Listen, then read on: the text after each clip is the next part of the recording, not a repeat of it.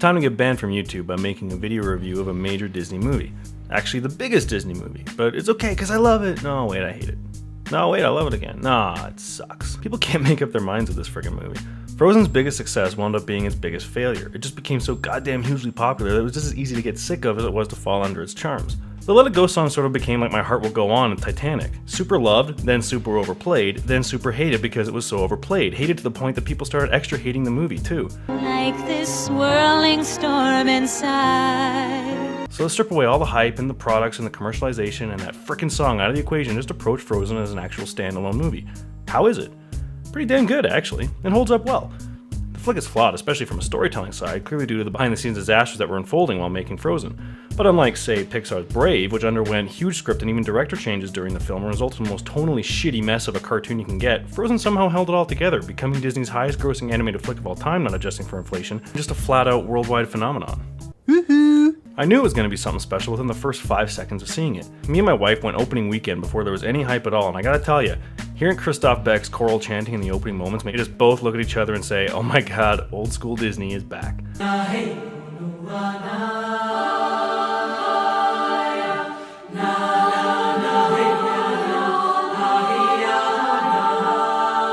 I love old school Disney, especially 90s Disney, because yes, something in the 90s can be considered old school. Back then, Disney had cojones with dark operatic stories that occasionally had comic relief, whereas almost any animation now has it flipped. They're like comedic stories with the occasional dark moment in it. Frozen didn't quite deliver on that initial promise, but the opening scene was a great example of old school Disney, introducing us to two cute kids, Anna and Elsa, who will be our heroes in the magical fun they're having that suddenly turns very serious. Gotcha! Again! Wait! Slow down!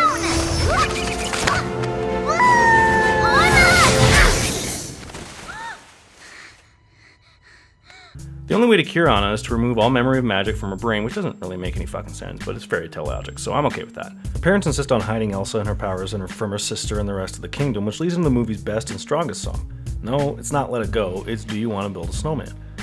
Do you wanna build a snowman? Come on, let's go and play. I never see you anymore. Come out the door, it's like you've gone away. We used to be best buddies, and now we're not. I wish you would tell me why. The reason the song is so good is because it's a perfect representation of what Disney does best in their most successful movie. They can take you from hilarious highs to depressing lows, and that the song manages to use the same lines in the beginning for comedic effect as well as sad dramatic effect in the end is actually pretty masterful storytelling. Admit it, you hipster wieners, the shit is damn well done. Do you want to build a snowman?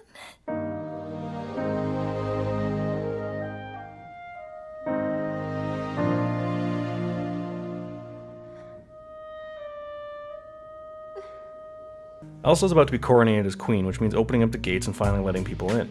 It's here we start to get a glimpse of Frozen's biggest metaphor, and boy is it the absolute fucking worst and laziest and most aggressively annoying aspect of the entire movie. That metaphor is doors. Shutting a door, shutting people out, closing the doors, closing them up, opening a new door, on and on and on, doors, doors, doors, doors, doors. Want how much is brought up in this movie? Let me show you. The window is open, so's that door. One day she just shut me out. Lock the gates. Please don't shut me out again. Love is an open door. Just let me in. They're opening up the gates. I would never shut you out. Open up the gates. Oh, why? Why do you shut me out? And open up the gate. Series of doors in my face. Don't let them in. Please don't slam the door. I like the open gates. Turn away and slam the door. We are never closing them again. Yeah, exactly. It's fucking infuriating. And don't give me the excuses made for kids, because so was this, and this, and this, and they didn't feel the need to bash your brains in with over-the-top simplistic symbolism every 10 seconds. No, I think the real reason for it being here is because this was sort of the first major Disney animated movie made after Hollywood discovered the urgent need to dumb down their scripts for the Chinese and foreign market, where Frozen wound up cleaning house. Even the previous film Tangled didn't resort to shit like this, but that was also before Hollywood figured this out, so a lot of Frozen's dialogue is indeed very simplistic and explanatory. I just think it got watered down for China, pure and simple, but, you know, whatever. Anyways, back to the story. Anna's super stoked, Elsa's super nervous, and then Anna meets her Prince Charming, kind of. Kristen Bell does a nice vocal performance for Anna. Her cutesy klutziness bugs some people like my wife, but it's a nice change of pace from the coldness of Elsa. Don't know if I'm elated or gassy, but I'm somewhere in that zone. They seemingly fall in love, but Elsa says no dice, which leads to her freaking out and banishing herself from her own kingdom because of her powers drenching the place in winter. The ice animation is tremendous in this movie, and so far I'm with the story and characters. It's nothing especially new, but it works. And now it's time for the song. But here's the thing. Yes, it got crazy overplayed. Yes, it became symbolic of a whole lot of corporate bullshit I can't stand, but this song really literally did change everything, and I don't just mean with this movie. Disney cartoons have long had princesses and female main characters, but never before have they asserted themselves with this much independence and confidence of not giving a flying shit.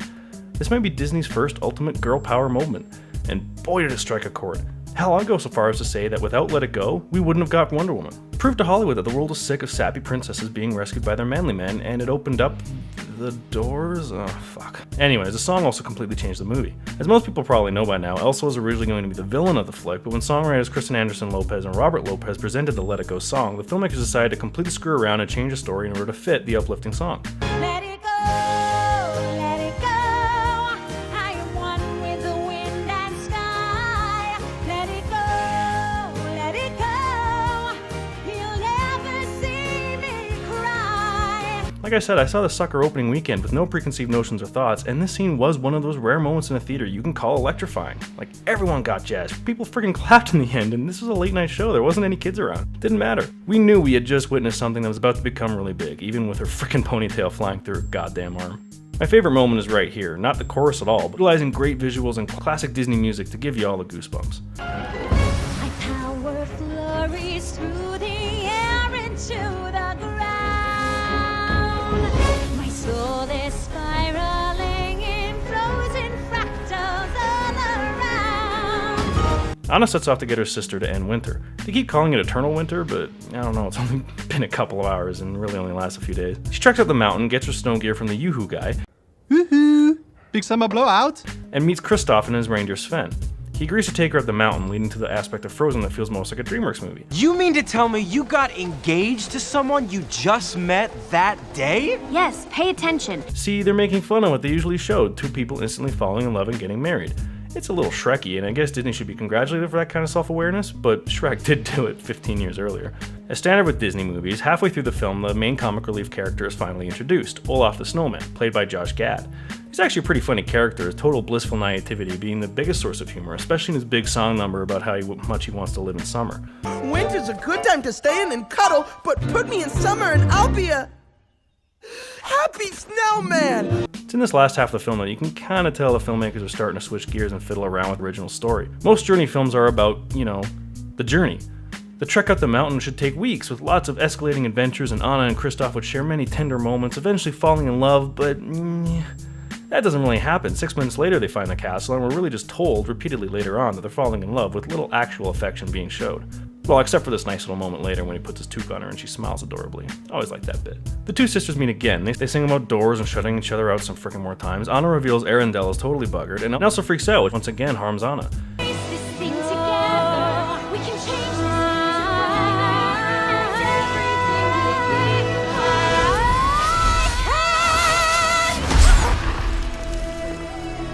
I think her douche parents had a point. In two of their longest moments together in the past decade, her ice powers almost killed her sister. I mean, maybe she should forever shut that, shut the thing that usually opens and closes stuff.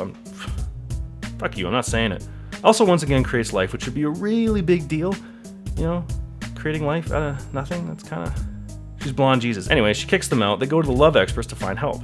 Prince Hans goes to stop Elsa before being assassinated in a pretty kick-ass scene, although why landing on the ground knocks her out for a whole day doesn't really make a whole lot of sense. The love experts sing a cute little song about Anna and Kristoff's chances together. I like the Olaf song. It doesn't really fit in thematically or musically with the others, but it's too much fun to really care. He's just a bit of a fixer-upper.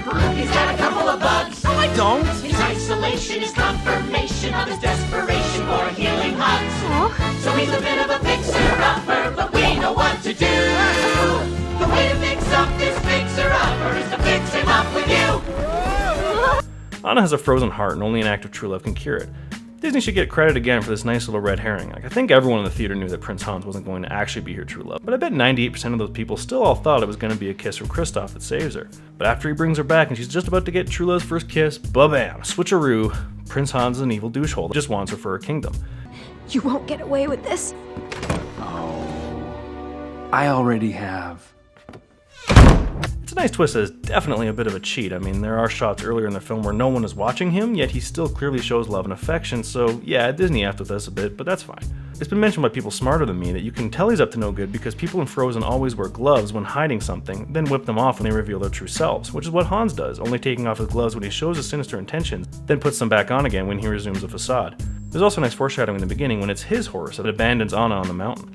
So Hans goes down to the prison to kill the shit out of Elsa, but she escapes. I've always had a problem with this scene. It kind of just boils down to Frozen occasionally being a little too sloppy and choppy and is rushed to move on to the next big moment. Hans and Elsa have a dramatic quiet scene where she still trusts him as he leaves, telling her he'll do what he can to save her and Anna. But then the next time we see her, she's freaking out and tries to escape before she knows Hans is evil and coming to kill her. We in the audience know it, but Elsa didn't. She should have been like the Beast, all bummed out and waiting for the end, only to freak out when she's attacked. It's kind of like the bit right in the beginning when the dad says, I know where we have to go. And then clearly doesn't, because he has to go look it up in a book first, and then they leave. Why didn't they just cut the pointless bit out with the book and do this? I know where we have to go. Sloppiness, that's why. Forgivable sloppiness, admittedly, but still sloppiness. Kind of like a cute puppy with drool problems. Anyways, Olaf helps Anna survive long enough to go find Kristoff. Hans goes hunting for Elsa. Anna chooses to save her sister over herself, and kablamo, the act of true love. Ah, that's nice.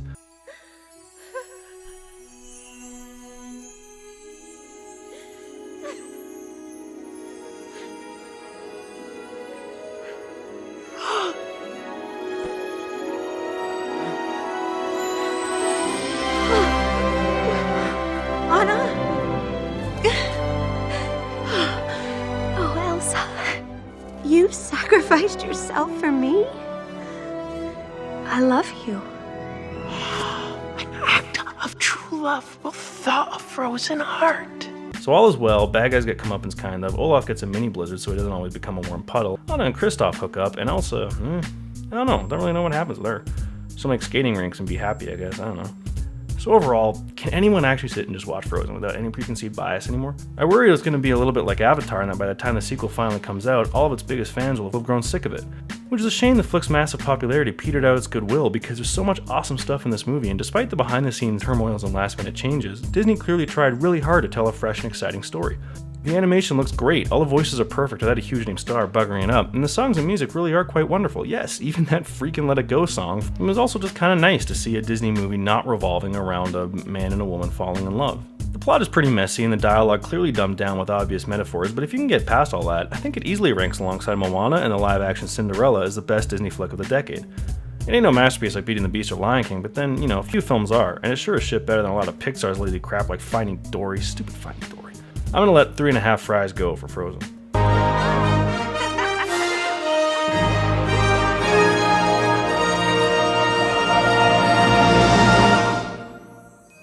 Door. Shut the hell up.